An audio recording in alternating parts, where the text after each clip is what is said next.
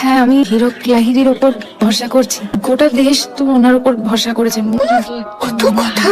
উনি আমার হয়ে এখনই মামলাটা লড়ছেন, জানি আমাকে জিততেই হবে। এই লড়াইয়ে সত্যের জয় হবেই।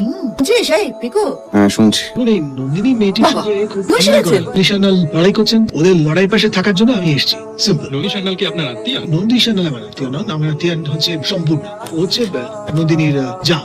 সম্পূর্ণার কথা আমি আপনাদের বলবো, তো কিন্তু আমাকে বরাবরই খুব ইন্সপায়ার করেছে। জানি এক একটা মানুষ থাকে সমাজে ভীষণ লড়াকু। বাবা, তুই ওরকম একটা অসভ্য পিডোফিলের কথা বলবি না নন্দিনীকে? জাস্ট কিভাবে ডিল করবে তোর কি মনে হয়? আমি বলতে চাই না। বল তাহলে। কিভাবে বলবো বল? কি বলবোটা কি? দেখিস না তুই নন্দিনীকে এখন আঙ্গায় মাঝে মাঝে গিয়ে রান্না করছে, কনফিডেন্ট অনেক বেশি। আমি আমার সমস্যার কথা বলবো, কেটে দেবো পুরো বলে। কি বলতো, এটাই আমাদের সমস্যা, বুঝেছিস? আমরা না কাউকে দুঃখ দিতে পারবো না, সেজন্য আমরা কোনো লড়াই ইন অ্যান্ড আউট পুরোটা করতে পারবো না। আর এই যে তুই মাসিমাকে দোষারোপ করছিস আমি না, দোষারোপ করছি না। যেটাই করিস, যতটুকু বলিস, ওনারও কিন্তু কিছু করার ছিল না।